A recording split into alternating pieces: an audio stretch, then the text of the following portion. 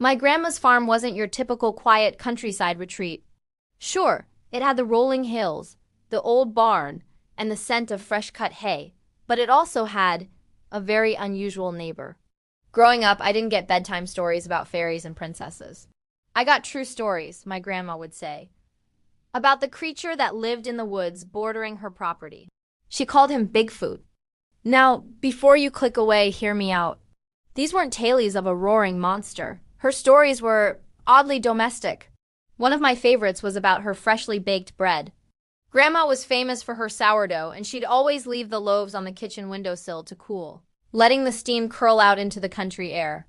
One morning she went to get a loaf, and it was just gone. No crumbs, no mess, just an empty space. But right outside the window, in the soft dirt of her flower bed, was a single, massive footprint. She just shook her head, smiled, and said, "Well, I guess he was hungry." From then on, she'd often leave an extra mistake loaf on the sill, just in case. And more often than not, it would vanish by morning. Another time, she was hanging laundry on the line. It was a bright, breezy afternoon, and she was pinning up sheets when she got that feeling. You know, the one like you're being watched. Watching, like it was curious about this small human and her flapping white sheets. She gave a little wave, a small acknowledgement, and when she looked back after hanging another shirt, it was gone. She said it felt less like a monster and more like a shy, reclusive neighbor peeking over the fence. The encounters weren't always so distant. Her farmhouse had a big wraparound porch, the kind with wooden floorboards that creaked and groaned with every step. Some nights, long after my grandpa had gone to bed, she'd be up reading in the living room and hear it. Thump. It would walk the full length of the porch, from one end to the other, and then the steps would fade as it moved back toward the woods. She never once went to the door to look. She said some things are best left to the imagination and that it felt like it was just making its rounds, checking to see that everything was all right on the farm before retreating back into the darkness.